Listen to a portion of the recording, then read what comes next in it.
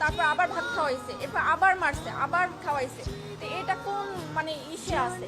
মানুষকে তো এরকম মাইরে ফেলায় না, সে যদি একটা খুনিও হইতে পারে তারে তো এরকমের জীবন তো মাইরে ফেলাইতে পারে না বলে। তারা প্রশাসনের কাছে দেন, কিন্তু ওরা মাইরেন না। নিতে হলে টাকা দিতে হবে 35,000। 35,000 টাকা দিয়ে ছাড়াই নেন, নাহলে আমরা ওরা ছাড়বো না, ওরা আরো মারবো। ফ্যামিলির কেউই নাই একটা মানুষের। আমার আপনার কি যদি এরকম থাকে তাহলে তো আমরাও একই পথের প্রতীক হইতাম, যে মা বাবা ভাই বোন কেউই নাই। মূলত 11টার দিকে আমার বাবাকে ফোন দেওয়া হয়েছে, রাত 11টার সময় ফোন দেওয়া হয়েছে, আপনি কি তোফাজ্জেলের মামা?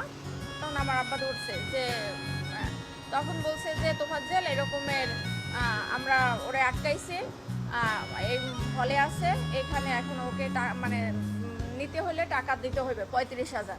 35,000 টাকা দিয়ে ছাড়াই নেন, নাহলে আমরা ওরা ছাড়বো না, ওরা আরো মারবো। তখন আমার আব্বা বললো যে আমি তো গ্রামের বাড়িতে, আমি কিভাবে করবো। হ্যাঁ, তখন আমার আব্বা আমাকে ফোন দিছে যে তুমি একটু কথা বলো, তোফাজ্জেল নাকি এরকমের মানে উনি ওর ফলে এরকমের ওর কথাবার্তা অসঙ্গতি পাইছে, এই জন্য ওরে ধরছে, ধরে ওরে মারতেছে। তখন আমি ওই লোককে ফোন দিছি যে ভাই এরকম আমি তোফাজ্জেলের মামাতো বোন, ওরে কেন মারতেছে? তাও বলতেছে যে ও আমাদের হলে ঢুকছে বা করছে। তা আমি বলছি যে ভাই দেখেন ও পাগল মানুষ, ও যদি কোনো একটা অন্যায় করে তাহলে ও আপনারা প্রশাসনের কাছে দেন, কিন্তু ওরে মাইরেন না। তখন বলে কি আপনি যে পাগল, কিন্তু ও তো ওর আচরণের কথাবার্তা, একটা পাগলের মামার নাম্বার কেন মুখস্থ থাকবে? একটা পাগলের সে চাচাতো ভাইয়ের নাম্বার পর্যন্ত মুখস্থ থাকে, তাহলে সে কিভাবে পাগল হয়? আমি বলছি যে দেখেন ও অনেক মেধাবী ছিল, ওর মা বাবা ভাই বোন সবাই কেউই নাই বলতে গেলে। ও এই কারণে ওর ভাই গত বছর 15 রোজায় হলো লিভার ক্যান্সারে মারা গেছে। তো ওর ভাইয়া ও আগেই মাথায় সমস্যা ছিল, ভাইয়া অনেক ডক্টর দেখাইছে, মানে আমার ফুপু মারা যাওয়ার পর থেকে ওর এই সমস্যাটা হয়েছিল। হ্যাঁ, কিন্তু কারো কোনো ওই যে ধরেন আপনি খাবার খাচ্ছেন, আপনার থেকে টান দিয়ে নিয়ে খাইলো, মানে ওর ক্ষুধার জ্বালার কারো থেকে টাকা নিল চাইয়া, যে এইরকম। ওর বাবা মারা গেছে রোড অ্যাক্সিডেন্টে 8 বছর আগে। 5 বছর আগে ওর মা মারা গেছে লিভার ক্যান্সারে। তারপর ছিল ওরা 2 ভাই। ওর ভাই হলো নাজিরপুরের থানার এসআই নাসির হোসেন।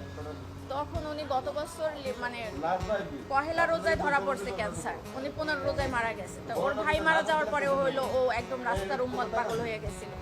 তারপর আমরা অনেকবার ট্রাই করছি ওরে পাবনায় নেওয়া ডক্টর দেখানোর জন্য বা করার জন্য, কিন্তু ওরে মানে ইয়ং তো, ওরে ধৈর্যাও বাইরেও রাখার মতো ওরকমই না। একবার শিকল ভাইকেও ছুটে গেছে, যে দিনকে আমরা সকালে পাবনায় নিয়ে যাব। এই এখন কালকেরটা এই অবস্থা। পরে হলো ওই লোক, আমি ফোন দিছি পর উনিও আমাকে সেম একই কথা বলছে, যে মানুষটা 4 বছর আগে থেকে পাগল, সে কিভাবে রাজনীতি করবে? আর দলীয় বলতে কি, ও তো নিজের মানে পরনের কাপড়েও মাঝে মাঝে থাকতো না, তাহলে সে দলীয় করবে কি? মানুষকে তো এরকম মাইরে ফেলায় না, সে যদি একটা খুনিও হইতে পারে তারে তো এরকমের জীবন তো মাইরে ফেলাইতে পারে না বলে। এটা কোন আইনে আছে আর কোথায় আছে?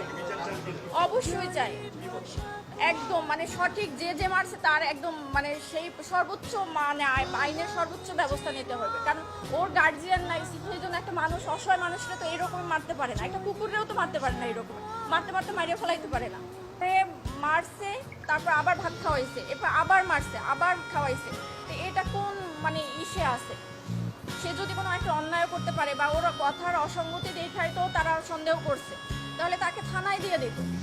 তারে 3-4 ঘন্টা মাইরা তারপর আবার থানায় মানে একটা হসপিটালে ভর্তি করায় নাই, তাকে হসপিটালের বাইরে রাইখা গেছে মৃত অবস্থায়।